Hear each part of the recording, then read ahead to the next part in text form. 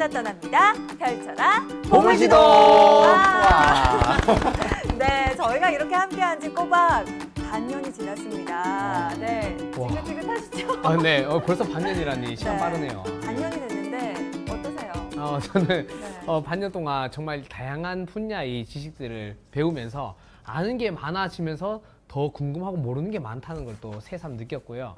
네, 이제 서로 정말 너무 익숙하면서 옛날에 처음 봤을 때는 다들 젊었었거든요. 네, 지금 아주 정정합니다. 네. 곳에 또 주름이 하나 늘었죠.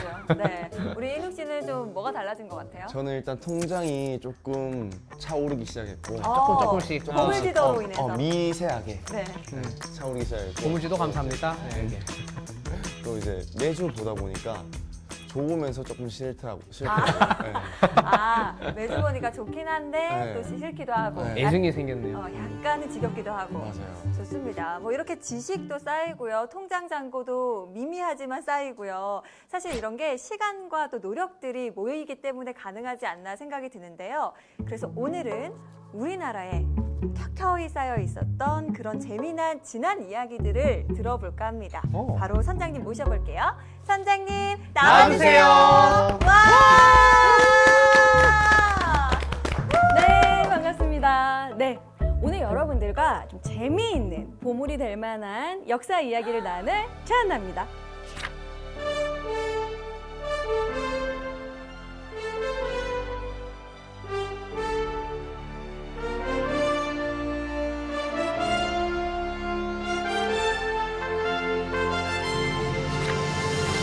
반갑습니다. 저 또 역사 이야기라길래 네네. 또 아저씨일 줄 알았는데 깜짝 놀랐어요. 아저씨라니요. 왜냐면 예전에 또 우리 역사학자 선생님도 네. 나오셨었는데 아니 지금 그 역사학자님께서 보실 수도 있는데 우리 예전 선장님이 보실 수도 있는데 아저씨라니요.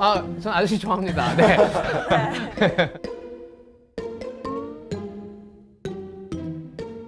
오늘 그럼 역사 이야기 해보는 네. 건가요? 네, 오늘 역사 이야기지만 일상에서 정말 가까운 이야기를 하려고 하는데요. 여러분들 평소에 어디 가서 이제 결제하실 때 어떻게 하시죠?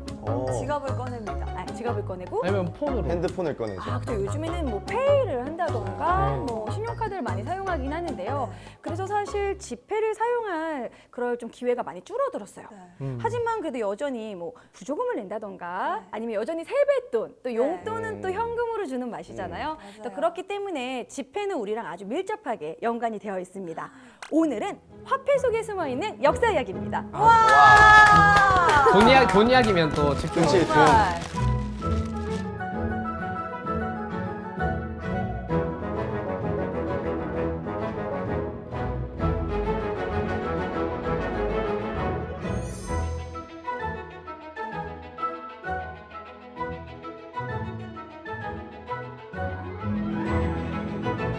잘 알아가야겠다. 네.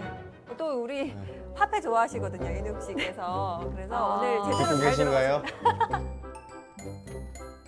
자, 일단은 여러분들 오늘 지폐 얘기를 할 거기 때문에 제가 돈을 준비했어요. 어디? 어디요? 돈이 있습니다. 어디요? 네. 네.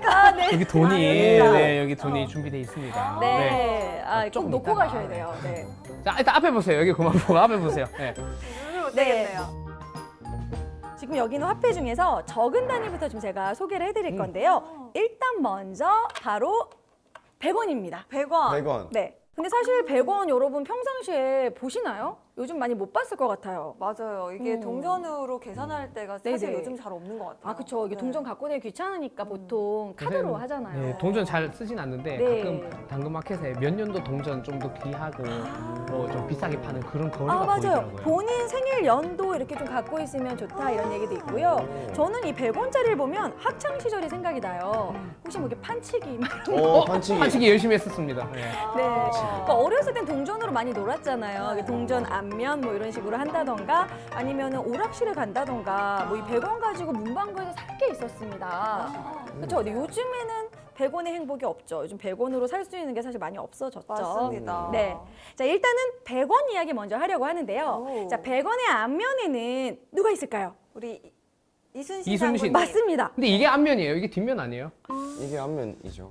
그림이 있는 게 앞면 아닌가요? 네, 우리 선장님 그거부터 저희는 가르쳐 주셔야 됩니다. 아, 제가 그걸 어디가 모르는데? 앞면이고 어디가 뒷면인지.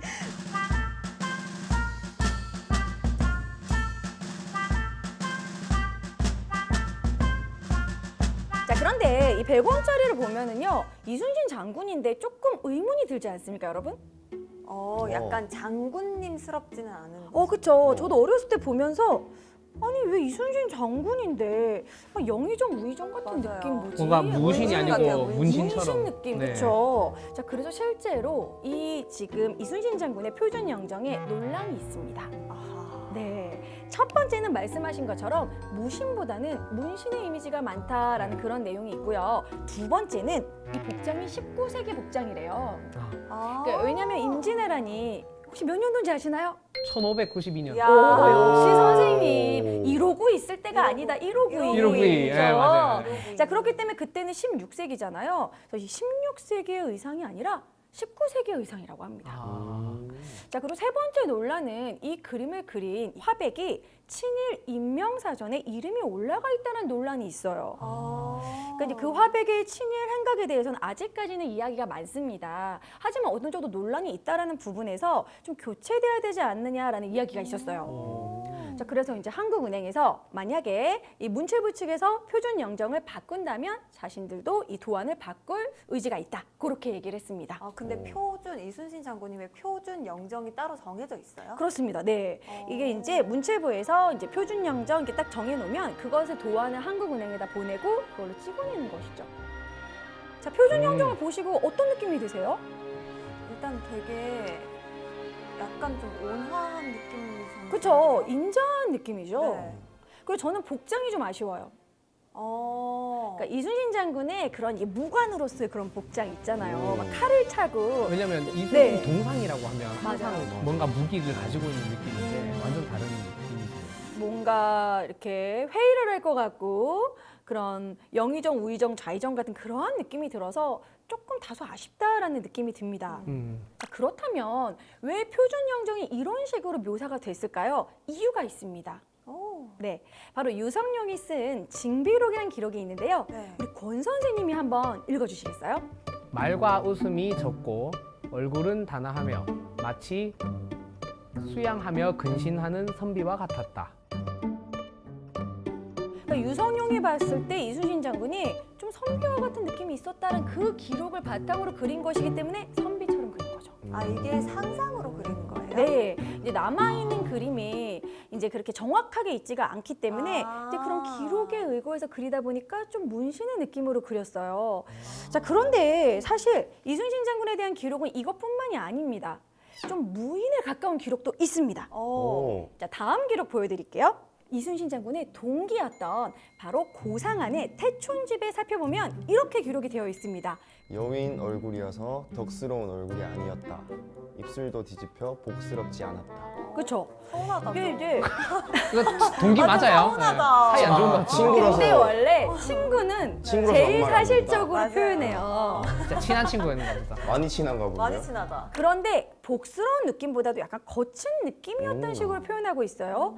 거기다가 이 부분은 많이 알려지지 않은 부분인데요. 그 이순신 장군과 관련된 기록 중에서 조선 후기 문신인 윤휴는 마침 윤휴의 서모가, 그러니까 이제 친어머니가 아닌 거죠. 이 서모가 이순신의 딸이었다고 합니다.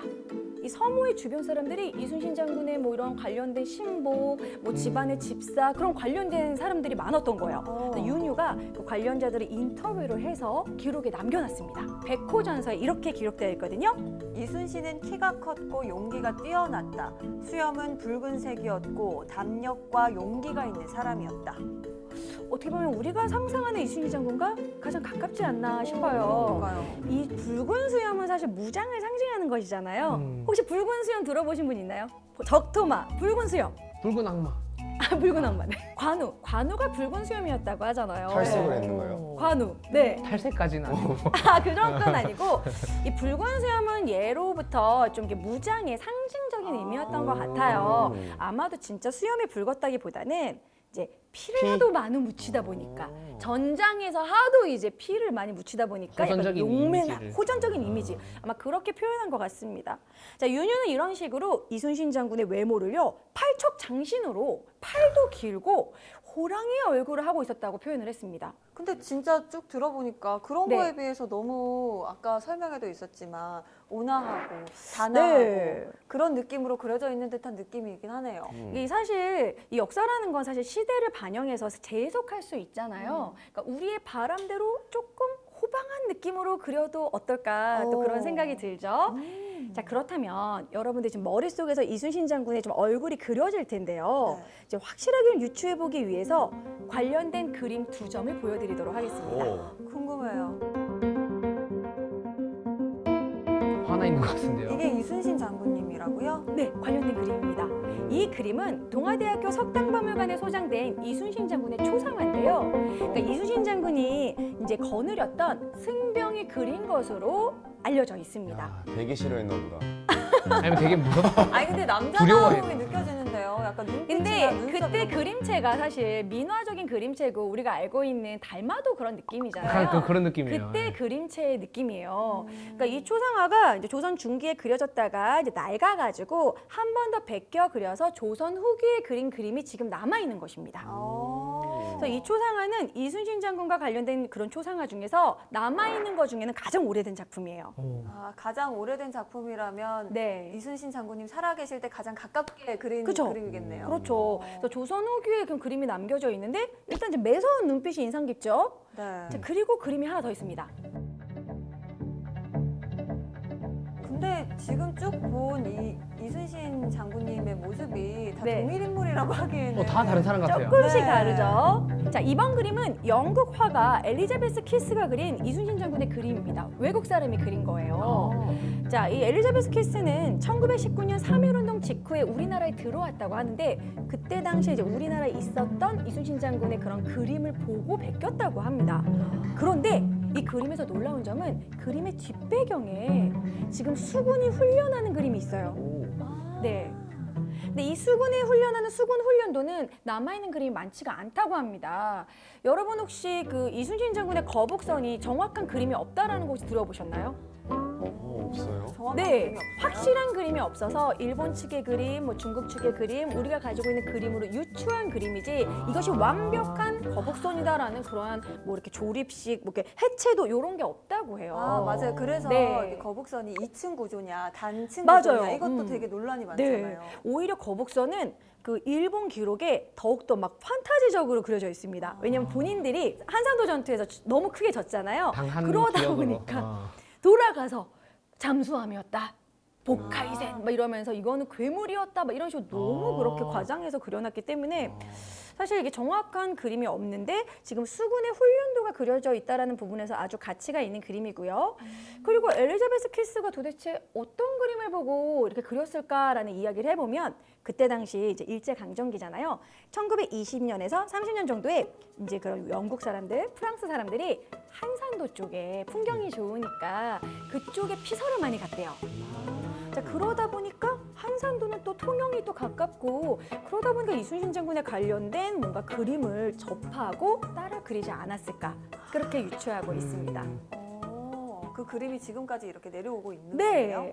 보시면 아까의 그림과 이 눈매 부분이 좀 매섭잖아요. 네. 그러니까 호방한 그림. 앵그리버드. 약간 이제 김범수 씨의 그런 눈매. 그리고 오. 좀, 네, 그리고 긴 수염, 이런 부분이 공통점이고, 오히려 이 두 개의 그림은 무인으로서의 그런 이순신 장군의 모습이 좀 나타나지 않나. 네. 이렇게 좀 상상을 할 수 있겠죠. 확실히 이제 외구들이 보고 무서워했을 것만 같은 그쵸. 그런 모습이에요. 자, 그래서 이러한 이 초상화를 좀 참고해서 새롭게 표준 영정을 그려보는 건 또 어떨까, 또 이런 생각을 해봅니다.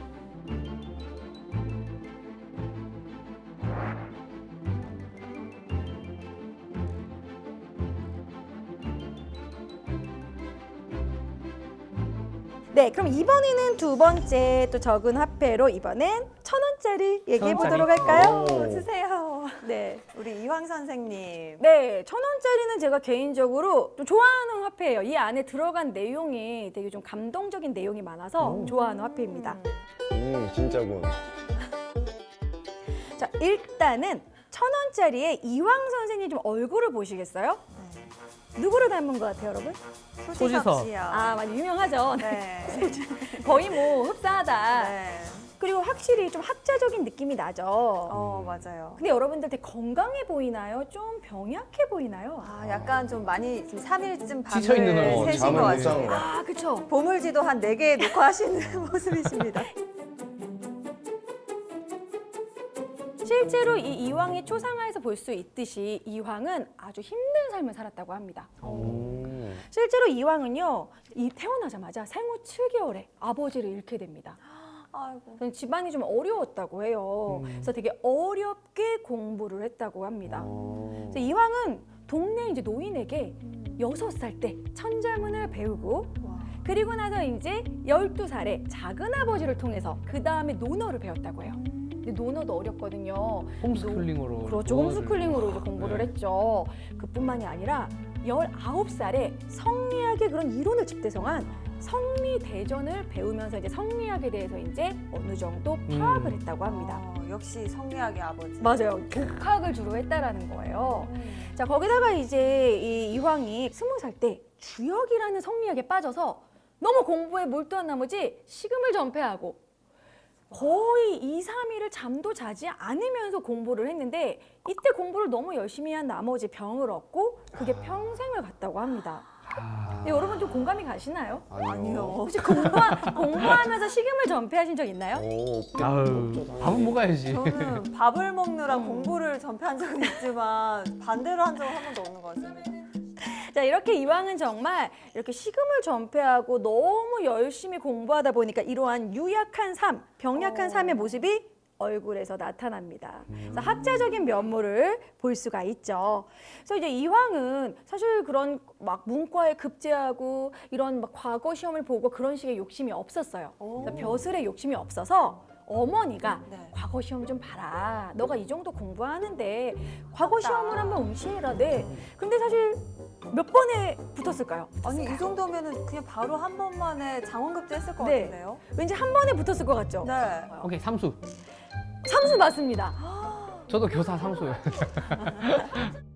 그러니까 이제 공부를 하더라도 이제 학자적인 면모가 너무 크니까 이제 공부가 사실 과거 시험에 나올 만한 공부가 있잖아요. 그렇죠. 그런 쪽으로 공부하지 않은 거예요. 평상시대로만 공부하고 그냥 시험 보러 간 거예요. 아 입시 위주로 공부한 게 아, 아니라 그렇죠. 그냥 정말 학문을 공부했군요. 정말 공부가 좋은 사람. 네, 아. 맞아요. 자, 그래가지고 3번 만에 붙었고 34살에 붙게 됩니다. 좀 늦은 나이에. 네, 늦은 붙으신 나이에 거네요. 과거 시험에 붙었어요. 자, 이황이 처음에 이제 관직을 얻은 게 중종 때입니다. 중종 중종 때. 때. 중종 때 네. 승문원의 권지부정자라는 그러한 관직이었는데요.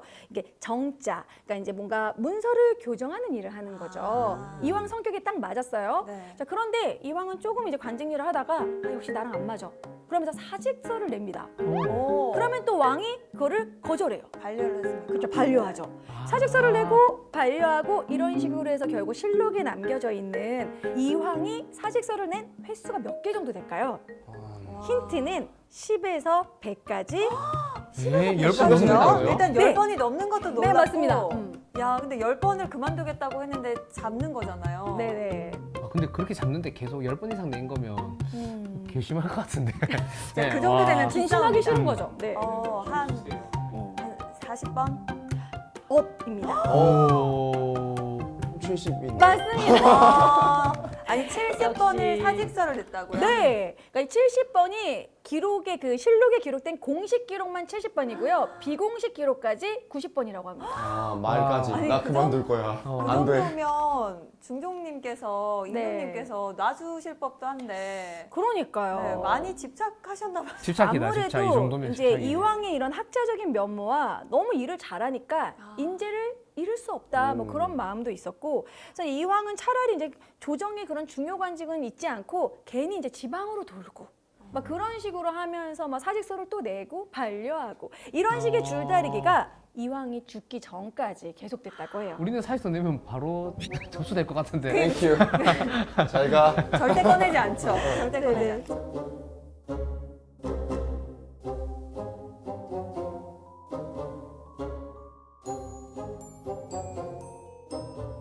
자, 그럼 여러분들이 직접 찾아보시는 퀴즈가 있습니다. 이건 나중에 여러분들 주변 사람들한테도 한번 써먹어 보세요. 네. 자, 우리 시청자분들도 천원권의 뒷면을 보시고 뒷면에 그림이 있죠. 네. 네. 자, 이 그림은 바로 겸재정선이 그린 그림입니다.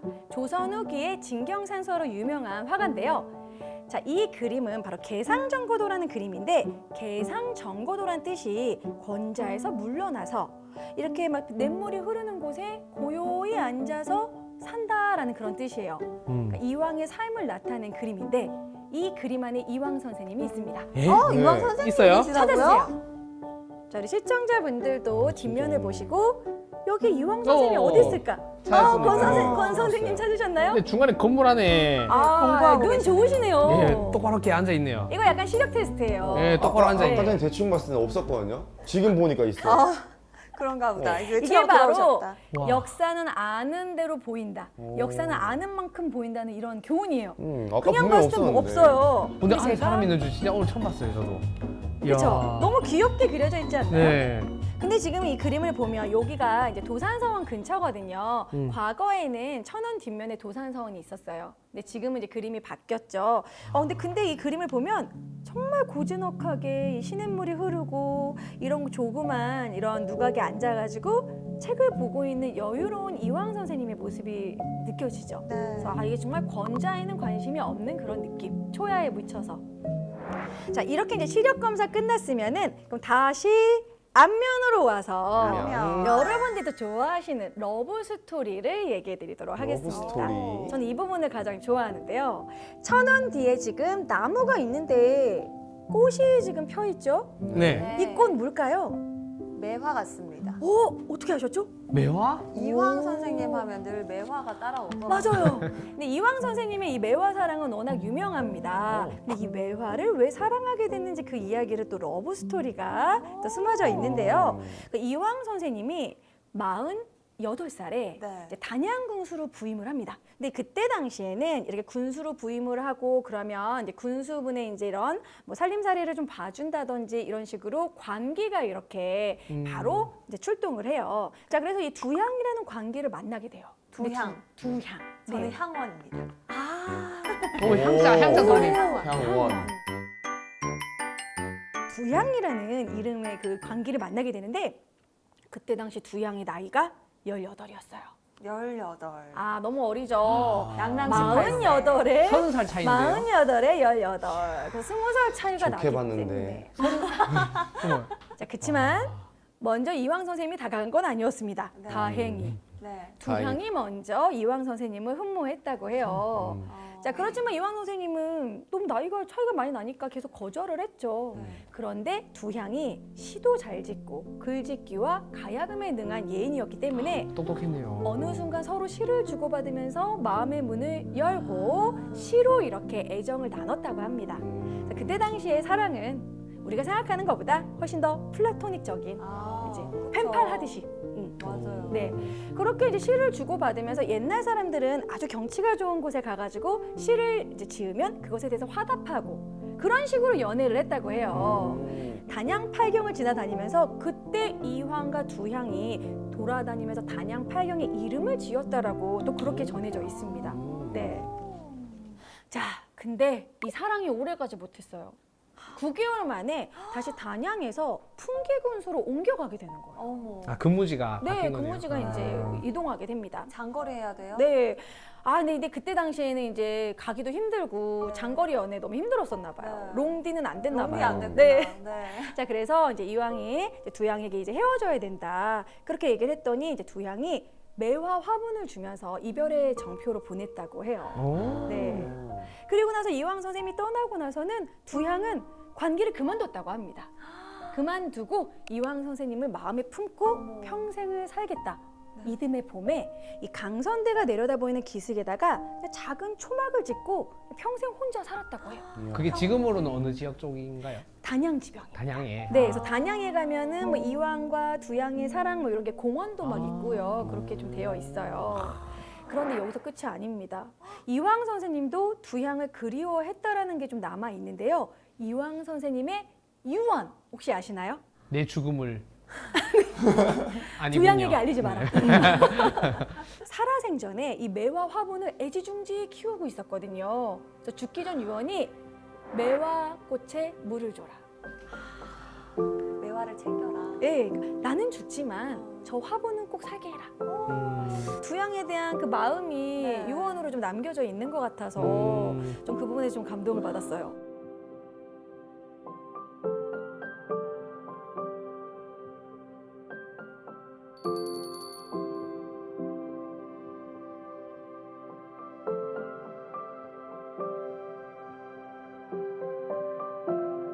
그러면 이제 단계를 넘어가서 우리 한번 오. 화폐 가치를 넘겨서 또 5,000원짜리로 넘어가 오케이. 보도록 할까요? 네. 커진다 커진다. 네, 5,000원. 자, 5,000원. 와.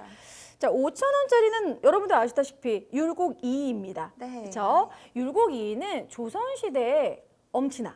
오. 여러분도 혹시 뭐 국가 고시와 관련된 어려운 시험 어떤 거 보신 거 있으신가요? 저희가 직접 본 거예요. 아, 임용고시 한번 본 적 저는 있어요? 임용고시. 임용고시 예. 가셨겠네요. 아, 그쵸. 고시라는 것이 사실 어렵잖아요. 행정고시, 뭐 사법고시, 임용고시, 사법고시. 뭐, 근데 이러한 고시를 9번이나 1등으로 합격한 사람이 있습니다. 연달아서.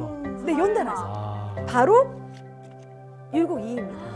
이건 진짜 천재네. 그러니까 천재네요. 9번이나 1등을 했기 때문에 구도장원공이라고 불렀어요. 아. 9번이나 구도장원. 장원을 했다. 아. 그래서 사실 그 율곡 2는요, 뭐 율곡 2식 학습법 뭐 이런 식의 내용이 있어요. 경목요결이라는 초등학생들이나 그 정도 10대 학생들에게 공부하는 방법에 대해서 써놓은 게 있거든요.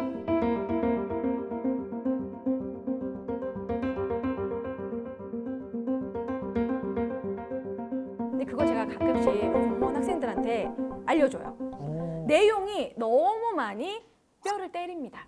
아, 이게 시대를 뛰어넘어서 네. 지금 공부해도 맞아요. 율곡이 공부법은 통한다. 네, 맞아요. 왜냐하면 오. 거기 보면은 공부를 못하는 사람들의 특징이라고 하면서 아, 공부를 에헴. 하기보다는 다른 거에 관심을 가지고, 그러니까 예를 들어 이제 공부해야지라고 하면 책상 정리를 이제 2시간 합니다. 오, 저도 그랬어요. 아니면 두세 개 빠져. 뭐 이런 식으로. 뭐 여러 가지 내용이 나오는데 되게 공감이 돼요. 본인이 하려고 하는 공부를 하려는 목표를 잡고 한계를 파야 된다. 막 이런 식의 내용이 나오는데 너무나 좀 뼈를 맞는 느낌이라. 진짜. 네. 이 선생님 티야? 진짜 티. 완전 티네요. 네. 그러니까 어느 정도로 티냐면 이게 좀 어려운 이야기지만 성리학이라는 학문이 뭘까요? 성리학이란. 성리학. 인간의 본성을 이해하는 학문이에요. 그런데 인간의 본성이 이와 기로 나눈다. 이기론. 네, 이기론. 이론, 그쵸? 이론. 맞아요. 이는 불변의 것, 보편적인 것이고 기는 그때그때 변하는 특수한 것이에요. 근데 이를 중요시한 건 이황이지만 이황. 이는 기를 중요시했습니다. 기의 특수성, 그러니까 그때그때 현실에 맞춘 개혁을 중요시한 거죠. 그래서 개혁, 현실적인 인물이 바로 이라는 거죠. 자, 그래서 이는 천재기 때문에 그럼 이의 그럼 태몽에 대해서 좀 얘기를 하려고 하는데 우리 여러분 각자 혹시 태몽 있으신가요? 있죠. 제 태몽은 그거였습니다. 이제 부모님이, 어머님이 물을 건너려고 하는데 네. 하천이 이제 막 불어가지고 건널 수가 없는 거예요. 네네. 어떡하지 하는데 수백 마리 반짝이는 비닐의 물고기들이 네네. 물 위로 착 떠오르더니 네네. 다리를 만들어주더래요. 근데 그게 너무 좋은데, 햇볕에 태몽? 반사해서 네. 눈이 너무 부셔서 바라보지를 못하겠다. 그게 태몽이었어요. 은빛 물고기가 다리를 만들어줬다. 네. 거의 영웅 무슨 탄생 태몽인데요? 그 태몽 값을 지금 못하고 있지 않나 이런 생각이 들긴 아, 하지만 외모가 네, 네, 아름다우십니다. 반짝반짝. 네, 하고 반짝반짝. 있습니다. 그럼 이의 태몽은 뭔지 말씀드리도록 할게요. 궁금해요. 네, 이의 태몽과 관련된 지역이 바로 이가 태어난 곳 저기 오죽헌의 몽룡실입니다. 몽룡실. 이몽룡실. 네, 그럼 몽룡실이니까 이의 태몽에는 어떤 동물이 나왔을까요? 룡. 용. 아, 맞아요. 네. 태몽의 몽, 용의 용. 근데 그냥 용도 아니고 검은 용이 금빛 목걸이, 금목걸이를 차고 동해바다에서 싹 뛰어올라서 흑염룡. 신사임당의 이불 속으로 이제 치마 속으로 들어왔다고 해요. 그 이제 완전한 용꿈. 근데 그냥 용도 아니고 검은 용. 그리고 또 이는 블랙하고 좀 관련이 많나 봐요. 이 오죽헌이라는 것이 까마귀의 오자거든요. 이 검은 오죽헌. 대나무. 맞아요. 근데 이 대나무가 검은 대나무가 뾰족뾰족 나서 이것이 이제 그때 당시에 그냥 대나무보다 검은 대나무는 신성한 대나무였다고 해요. 그래서 오죽헌이라고 합니다. 오죽헌. 이의가 이렇게 똑똑할 수 있었던 건 신사임당과 또 관련이 있죠. 그렇죠. 자, 그래서 역시나 5,000원 화폐에는 신사임당의 그림이 있습니다. 어디에 있을까요? 5,000원 화폐에 신사임당이 있어요? 이거 초충도 아니에요? 아, 맞아요. 뒷면에 있습니다. 앞면에는 이 몽룡실이 있고 뒤에 오죽헌을 상징하는 대나무가 5,000원 뒤에 있고요. 네. 뒷면으로 가면 그리고 지금 말씀하신 것처럼 초충도가 있습니다. 이 초충도는 사실 원래 8폭의 화폭에 담은 그림인데요. 그 초충도의 8폭 중에서 수박과 여치, 그리고 옆에는 맨데라미와 개구리입니다. 저는 그거 들었어요. 초충도 너무 잘 그려서 닭이 쪼아 먹을. 맞아. 아, 맞아요. 네. 나비가 앉았다 이런 그림이 있죠. 네. 자, 근데 여러분 마지막은 이의 반전 매력에 대해서 얘기하고 끝내려고 합니다. 이의가 이제 엄청 T라고 했잖아요. 그런데 이런 엄친하였던 완벽주의자 이의에게도 질풍노도의 시기 있었습니다. 갑자기 친근감이 드네요. 여러분 혹시 가출 경험 있으신가요? 가출? 가출요? 네네. 가출은 저는 한번 해보셨어요? 네, 그 어느 정도? 아버지가 호통을 치셔가지고 한다고 문을 쾅 닫고 그 옥상으로 가가지고 네네. 옥상에서 한 3시간 정도 쪼그려 앉아 있었어요. 3시간 가출. 왜냐면 위에 나가 있으면 이제 내 찾으러 막 돌아다니실 줄 알았는데 아무도 안 나오시는 거예요. 그래서 밑에 동향을 보다가 다시 쪼그리처럼 들어갔죠. 집에. 3시간 만에 짧은 귀가. 가출. 뭐 그럴 때 있죠. 자, 근데 이도 가출을 한 경험이 있습니다. 신사임당 품을 떠나서요. 아, 그쵸. 네. 그러니까 이도 질풍노도의 시기가 있었던 거죠. 이가 1554년 19일 때 신사임당이 죽고 가출을 한 적이 있어요. 그 이유는 왜 그런 거냐면 신사임당이 죽기 전에도 유언으로 남편 이원수에게 절대 재혼하지 말아라. 첩을 들이지 말아라. 아이들 보기 부끄럽다. 이것만 약속해라 라고 했는데 신사임당 죽자마자 바로 첩을 들인 거예요. 야. 좀 열받죠. 이원수 같은 남편이었죠. 자, 그래가지고 율곡이가 화가 나가지고 집을 나갑니다. 그래서 금강산에 가가지고 금강산 절에 승려가 돼요. 와, 정말요? 이때가 몇 살쯤? 19살. 19살 때. 이야. 근데 그때 당시 조선시대에서는 사실 성리학의 국가였고 부모님에게 효도하고 이것이 너무나 당연한 거였잖아요. 불효가 엄청난 죄였고 거기다 두 번째 승려로 활동했다라는 게 사실 이의 평생의 흠집이 됩니다. 그러니까 나중에 이제 반대파에서 또 승려로 활동했었잖아 이런 식으로 계속해서 이제 디스하는 공격을. 하나의 이제 오점으로 남았죠.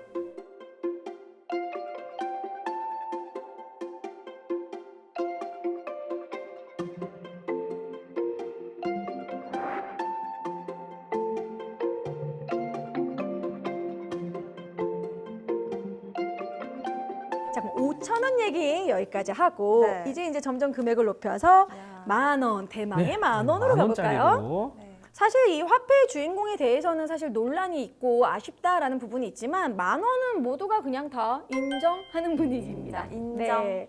왜냐하면 뭐 조선의 대표적인 그런 애민 군주고 또 대표적인 성군이 또 세종대왕이잖아요.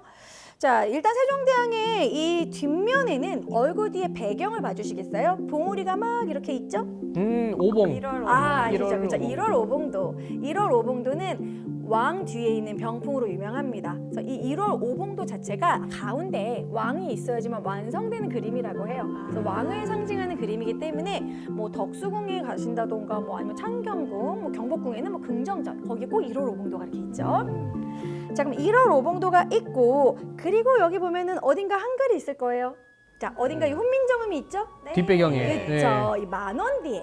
근데 혹시 이 10,000원 뒤에 이 훈민정음 어떤 작품일까요? 읽어보시면 뿌리 깊은 나무? 맞아요. 뿌리 깊은 나무. 오, 드라마를 여기서 벌써 만들어 버렸네. 아, 맞아요. 세미 깊은 물. 어. 자, 이런 식으로 용비 어천가가 새겨져 있습니다. 그러니까 이 용비 어천가는 훈민정음을 창제하고 훈민정음으로 최초로 만든 작품입니다. 그러니까 시죠, 시.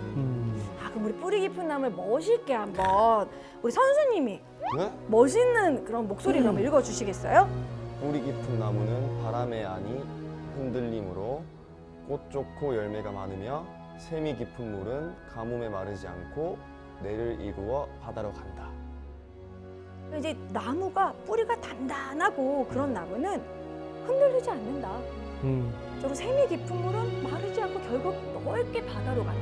그러니까 이 내용은 결국 조선 건국의 정당성이에요. 그러니까 이게 조선이 건국될 수밖에 없는 그러한 왕조였고 그렇게 해서 건국이 된 거다. 조선 건국을 찬양하는 그러한 서사입니다. 뒷면으로 가보도록 할게요. 역시 세종대왕 하면은 장영실이 생각이 나고 네. 과학기술의 발전 생각나시죠? 자, 그럼 제일 크게 그려져 있는 이건 뭘까요? 맞아요, 혼천이. 혼천이. 천체 관측을 보는 혼천입니다. 근데 그때 당시 이 조선 사람들에게 이 하늘이라든지 천체 관측이 왜 중요했냐면 농업국가이기 때문에 하늘을 보고 별자리를 보고 계절을 이렇게 좀 셈했다고 해요. 그래서 이 천체 관측이 그렇게 중요했다고 합니다. 그래서 이 천체 관측과 관련된 이 혼천이가 있고 뒤에 혹시 별자리 보이시나요? 별자리군요. 혹시 선생님 아시나요? 건 선생님? 별자리 이름요? 네. 되게 그- 길어요. 그래서 학생들이 너무 이제 막 머리를 쥐어짜고 제가 막 암기하게 하거든요. 잘 모르겠습니다. 천상열차 분야지도. 천상열차. 천상열차 분야지도. 요 그림이 비밀이 있습니다. 비밀이요?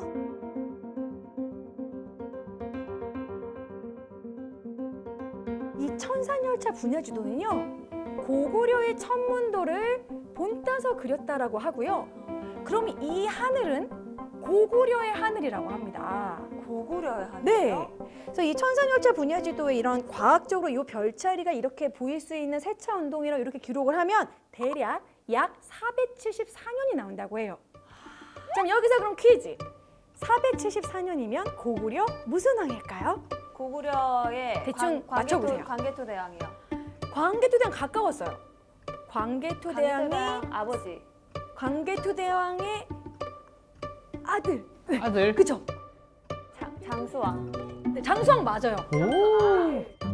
이야. 장수왕. 장수왕 장수왕 때의 고구려의 하늘을 담은 모습이라고 이 별자리가 그러니까 그렇게 전해져 있습니다. 그래서 고구려의 천문도를 이어서 이제 조선에서 이것을 기록을 한 이 천상열차 분야지도가 쭉 있습니다.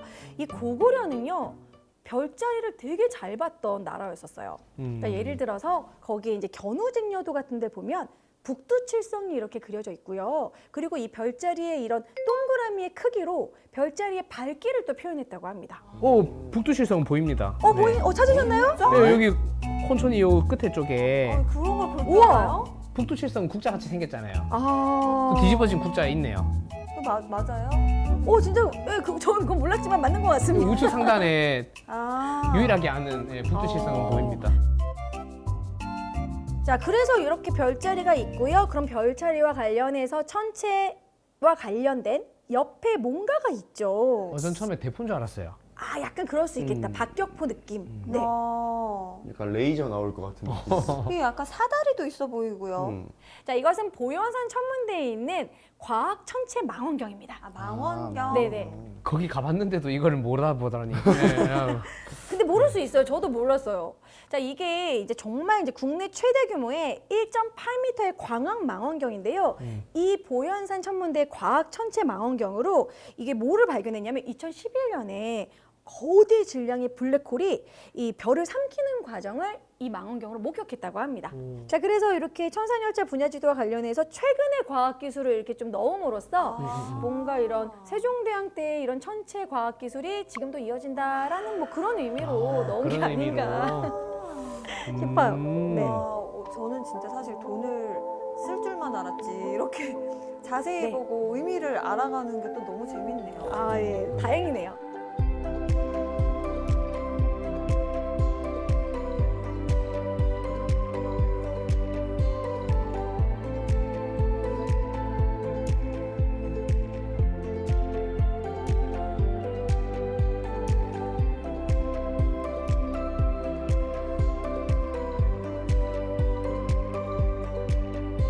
그럼 이제 마지막 심사인당 5만 원으로 가볼까요? 5만 원. 우리를- 여러분들이 왠지 가져가고 싶은 그런 느낌. 자, 마지막 5만 원.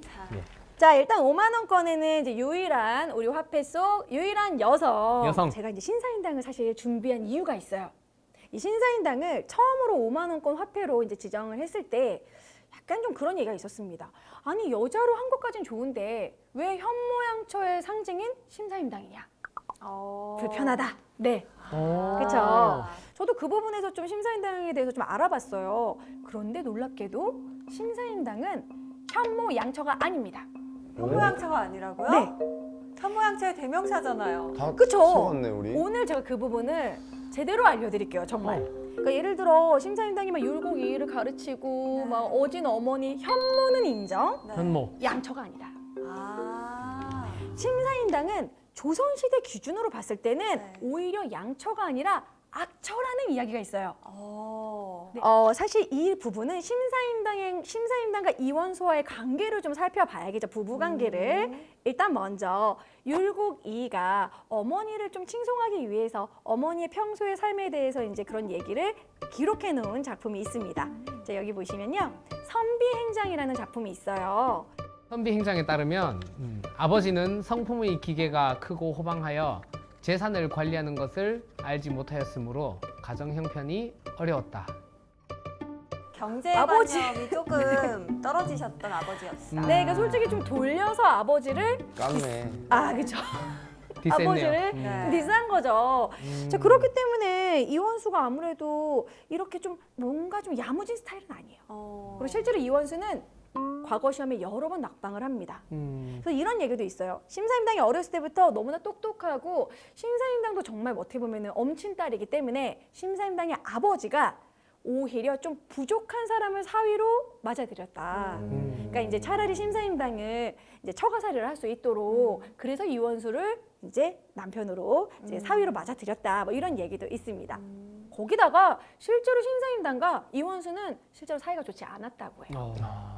이제 신사임당이 사실 워낙 똑똑하고 완벽한 그런 인물이니까 이원수는 이제 그게 싫은 거죠. 자, 그러다 보니까 이원수는 심지어 바람을 피는데 그 고을에 주막 권 씨와 막 호방하고 술을 잘 마시고 욕도 막 잘하는 그런 호방한 스타일의 권 씨랑 바람을 폈다고 하필 또 하죠. 권씨예요. 상반된 근데 심지어 그 권 씨랑 바람을 피는 것에 끝나지 않고 아예 그냥 집을 나와서 살았대요. 두 집 살림을 차렸군요. 그쵸. 아. 그러니까 신사임당은 7명의 이런 자식들을 스스로 혼자서 키운 거예요. 근데 자식을 키우는데 좀 생계가 힘들어져서 심사임당의 그림을 팔아가지고 생계를 유지하고 다 교육시켰다고 합니다. 그럼 어떻게 보면은 심사임당은 양처보다는 어떻게 보면 지금으로 보면 워킹맘 아닌가. 그렇네요. 워킹맘이죠. 그렇죠. 교육에 힘썼던 정말 생활고를 이겼던 워킹맘. 자, 그리고 사실 심사임당과 이원수와의 관계가 또 하나 또 남아져 있어요. 율곡이의 기록 이렇게 남아 있습니다. 어머니는 아버지가 잘못하는 일이 있거나 틀린 말을 하면 즉시 조목조목 반박했다. 아. 심사임당도 T예요. T. 이제 심사임당. 네. 그러니까 이제 율곡이가 T인 거죠. 근데 요즘도 솔직히 여러분 부모님이 이렇게 딱 아버지가 얘기할 때 어머니께서 너무 조목조목 반박하면 집에 어떻게 되나요? 이제 큰 소리 나죠. 화목해요. 언성이 높아지죠. 화목해지나요? 네. 그런가요? 집에 나가시거든요. 그런데 지금 조선시대예요. 조선시대에는 성리학적인 가부장제에 막 오지 그쵸. 지아비가 말하는 것에 토를 달아 그런 상황인데 조목조목 반박을 하니까 이원수도 이제 힘들었을 수도 있죠. 그럴 수 그랬을 수 있겠다. 있겠네요. 두 번째는 조선시대는 또 어떤 사회입니까? 시월드. 시집살이가 당연한 시기였습니다. 네. 조선 후기가 되면 친형제도라고 해서요. 그러니까 이제 여자네 집에서 이제 첫날 밤만 지내고 그 여자는 그냥 그 시댁의 귀신이 되어라. 오지 말아라. 뭐 그런 시기였어요. 출가 외인이 네, 되는 얼마나 좀 맴짓이냐면 추석 때 반복이라는 풍습이 있어요. 이게 뭐냐면 엄마랑 딸이랑 서로 중간에서 만나서 반나절만 3시간 정도만 떡 같은 거 나눠 먹고 얘기 나누고 다시 돌아가네. 해가 지기 전에 돌아가. 면회 시간처럼. 네. 그러니까요. 그 정도로 친정엄마랑 만날 수밖에 없는 아니면 이제 임신을 하고 아이를 낳았을 때 몸조리 할 때만 친정엄마가 한번 오는 막 그런 식이었는데 그런데 심사임당은 시집살이도 안 했습니다. 심사임당이 사는 곳이 어디였죠? 오죽헌. 오죽헌. 오죽헌은 심사임당의 친정이에요. 그러니까 시집살이도 하지 않았다. 처가살이를 했나요? 그렇죠. 이원수가? 심사임당의 친정에서 살았다라는 거죠. 야, 이쯤 되면 이원수 씨의 마음도 저는 살짝 살짝 이해도 조금 됩니다. 네. 힘들었을 수도 있겠다. 그렇죠. 그러니까 조선시대 기준에서는 네. 확실히 양처는 아니다. 엄마로서 현모까지는 괜찮지만 양처는 아니다라는 거. 그러니까 우리가 이런 부분에 좀 오해를 풀었으면 좋겠어요. 5천 원에다가 이제 5만 원까지 이렇게 꼭 이렇게 이관왕으로 어머니와 아들을 넣었어야 된다 좀 이런 생각을 했는데 또 심사임당에 대해서 좀 많이 공부를 해보니까 좀 매력 있는 인물이다 이런 생각이 듭니다. 그 시절 진취적인 여성 네, 인물. 진취적인 여성 인물로. 신여성이었죠. 네. 그래서 그런 부분에서 좀 인정을 좀 했으면 좋겠다. 자, 그러면 왜 우리는 심사임당을 현모양처로 기억을 하고 있는 걸까요, 과연? 율곡이를 너무나도 잘 키워내서 율곡이와 관련이 있습니다. 바로 율곡이인이 서인인데요. 나중에 서인의 제자급인 송시열이 이 이의를 너무 칭송하는 그런 추앙하는 과정에서 이의의 어머니인 신사임당을 현모양처럼 막 기록을 해놓은 거예요.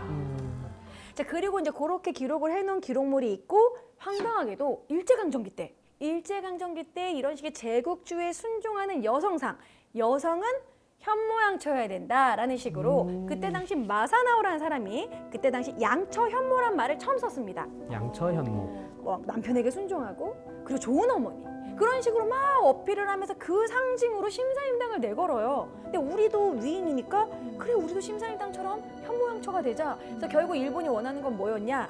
태평양 전쟁 이후로 이제 학도 지원병제가 1943년에 이제 이행을 하는데 우리 아이를 자식들을 제국주의에 이렇게 학도병으로 보내는 그런 숭고한 어머니가 되자 막 이런 식으로 현모양처를 계속 어필을 한 거예요. 가스라이팅한 거네요. 이게. 그러니까 일제강점기 때 막 투쟁하는 여성보다는 이런 식의 현모양처가 순종적인 여성상으로 그렇게 계속 어필을 했고 우리도 지금까지 심사임당은 현모양처 그렇게 생각을 하고 있었던 거죠.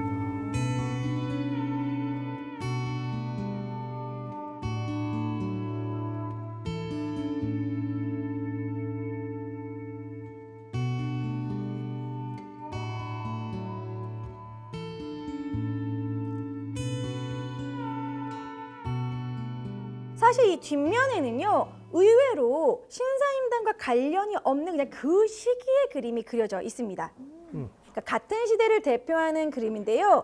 이 조선 중기의 매화 그림 중에 유명한 어멍룡의 월매도입니다. 월매도. 보시면요 쭉쭉 뻗은 월매가 그려져 있는 월매도가 있어요. 요거는 이제 신사임당의 작품이 아니라는 거. 어멍룡의 월매도. 자 그리고 이쪽 옆으로 좀 보면은 풍죽도라는 게 있어요. 이 풍죽도는 이정의 풍죽도인데 약간 비바람이 쳐도 약간 그거를 막 버티는 뭐 그런 식의 풍죽도라고 합니다. 그러면 대나무의 기계를 보여주는 네. 건가요? 그래서 아마도 이 앞에도 이렇게 초충도를 놓고 뒤에도 이 또 심사임당의 그림을 너무 많이 넣으면 조금 너무 한쪽으로 쏠린 것 같아서 이렇게 뒤에는 다양하게. 그때 시대의 다른 그림을 넣은 것 같습니다. 와 이렇게 오. 진짜 5만 원까지 쭉 알아봤는데 네. 저는 정말 이렇게나 돈을 자세히 본 적은 처음이었던 것 같습니다. 네. 그러니까요. 지갑을 꺼내기 바빴거든요. 그렇죠. 아, 네네. 네. 아 근데 저는 궁금한 게 이제 지폐가 네네. 10만 원권 나온다 이런 아, 말이 있잖아요. 맞아요. 10만 원권 나오면 뭐 김구 선생님 이렇게 위인분들이 거론이 되긴 하던데 네네. 선장님이 보시기에는 아. 어떤 인물이 10만 원권에 그려질까? 네. 일단은 시대가 좀 바뀌었으면 좋겠어요. 너무 조선시대 조선 국한된 위주로. 부분이 있기 때문에 그런데 또 고대의 인물은 네. 표현하기가 이제 표준 영정을 좀 표현하기가 힘들고 그래서 저는 근현대사로. 근현대사로 넘어와서 네. 그래서 제가 생각하기에는 안중근 의사, 김구 선생님 뭐 그렇게 생각하고 있습니다.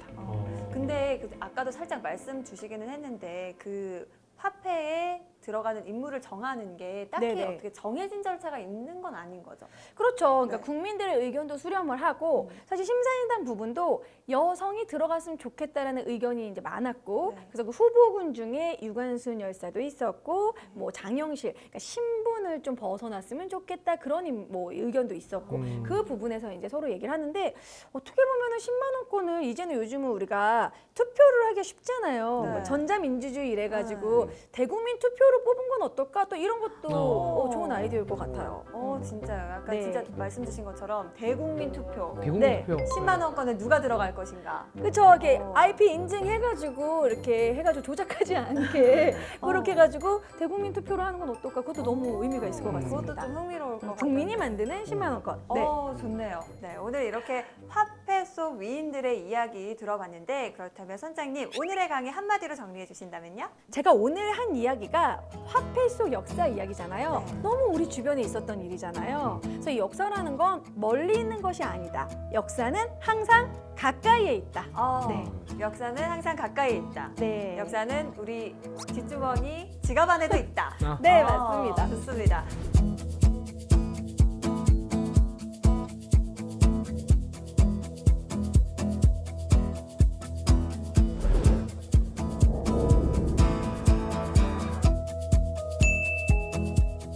오늘 두 분 이렇게 역사 이야기 해봤는데 사실 역사라고 해서 인욱 씨 좀 긴장했잖아요. 그렇죠. 어땠어요? 저는 항상 역사라는 단어만 넣으면 긴장하고 네. 그러거든요. 식은땀을 흘리잖아요. 어려우니까. 오늘은 어땠나요?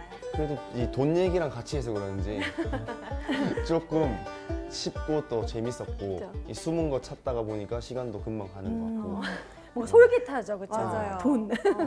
저도 사실 여기에 나온 인물들 이야기들을 듣다 보니까 이게 조금 더 한 번 더 보게 되네요. 사실 이제 누가 누군지 이름만 알고 사실 비하인드 스토리는 몰랐는데 이게 하나 두 개 연결되다 보니까 좀 재밌고 아까 사실 가출 이야기 나오면서 다 인간적인 면들이 또 있었구나. 예. 그래서 저도 이제 아이들한테도 이것도 스토리를 좀 더 재밌게 맞아요. 이야기해주고 싶다는 아이들에게 생각을 했습니다. 이제 설날쯤에 화폐 스페셜 이렇게 수업해 주시면 되겠네요. 그래서 제일 먼저 이황을 찾은 학생에게 1,000원 세배도 주고. 네. 네, 이거 예산이 필요하겠네요. 네. 네. 오늘 정말 무심코 지나쳤던 화폐 속의 위인들 재미있는 이야기, 역사 이야기 함께 해봤는데요. 그럼 다음 주에도 어떤 지식항에 떠날지 기대해 주시고요. 외치면서 끝내보도록 하겠습니다. 다음 주에도 찾아라 보물지도!